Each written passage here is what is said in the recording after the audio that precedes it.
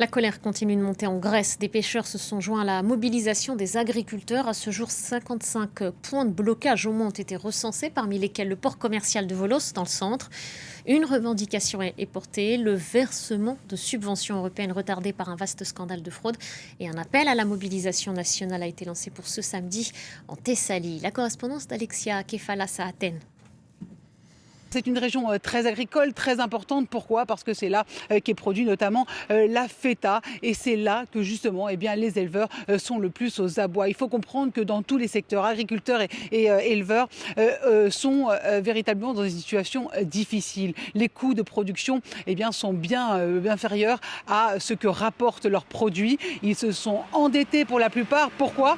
Parce que les subventions européennes ne sont pas arrivées. Elles devaient arriver depuis le printemps déjà, mais un vaste scandale a éclaté avec un détournement de 30 millions d'euros de fonds agricoles européens par des politiques. Et forcément, agriculteurs et éleveurs maintenant n'ont rien perçu. Et c'est pour ça qu'ils demandent leur dû. Ils demandent aussi des mesures concrètes, notamment pour la variole bovine, qui a atteint de nombreuses chèvres et brebis, d'où la feta, mais aussi les coûts du carburant notamment et de l'énergie. Donc les revendications sont multiples, mais au cœur, ce sont véritablement ces subventions européennes qui ne sont pas arrivées. C'est la raison pour laquelle la tension continue de monter d'un cran et ce jeudi va être particulièrement tendue.